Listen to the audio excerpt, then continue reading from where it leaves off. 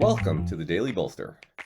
Each day we welcome transformational executives to share their real-world experiences and practical advice about scaling yourself, your team, and your business. Welcome to the Daily Bolster. I'm Matt Blumberg, co-founder and CEO of Bolster, and I'm here today with my friend Jenny Lawton. Jenny is a Bolster alum and someone I've worked very closely with over the years. She's also a very experienced senior operating executive within the tech and startup worlds. Besides Bolster, she has worked at Techstars, at Littlebits, at MakerBot. She is an advisor and board member and coach and mentor extraordinaire, particularly for early stage founders. Jenny, good to see you. Nice to see you too. All right, I want to talk today about interviewing. You have interviewed and hired dozens and dozens and dozens of senior executives, maybe in the hundreds at some point.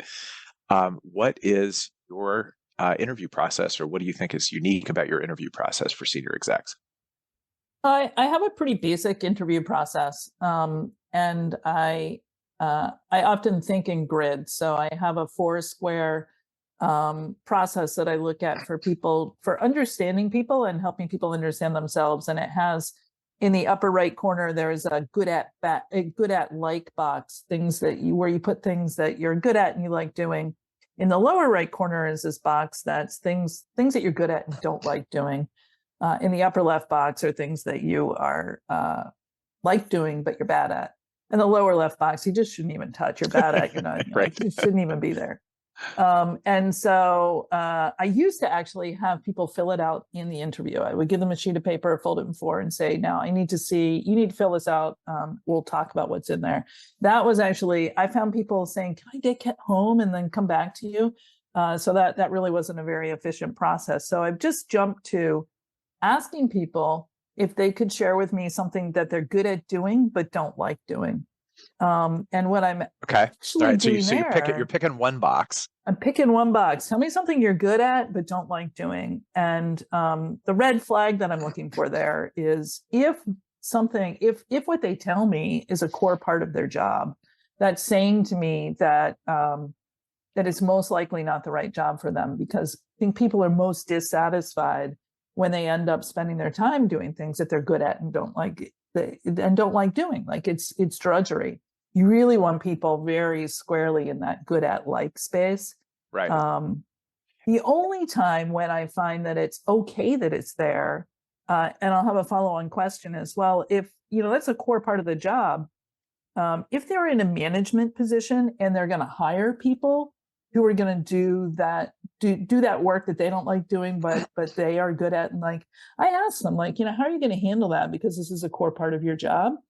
And if they come back with the answer that they would have other people who are good at it doing it, then we can have a conversation about it. But yeah, that's a very telling question. Well, that's a good second layer question underneath it too. But so let me ask you real quickly, what about the other corner of I guess it would be, I love it, but I'm not very good at it. What do you like? Because I get the other two corners, like one you don't touch, one you amplify. But what do you do with that one of I love it, but I'm not very good at it? Like, what happens when that comes up in an interview process?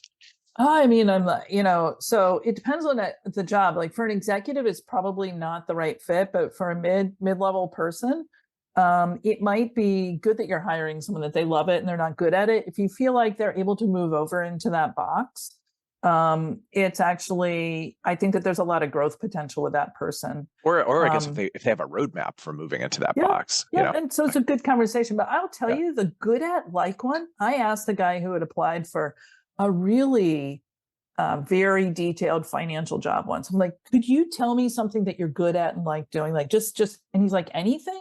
And I said, yeah, anything. He's like, I love playing classical piano. I was like, I don't think this is the right job for you. And it really so that's how I flip to tell me something that you're good at and don't like doing, because the answers that you got on the good at and like, they just took it very seriously, told me what they were passionate about. Well, I love a good 2x2 matrix as much as the next person. And this is one that I am going to take note of for sure. So thank you for sharing that with us today. Thank you.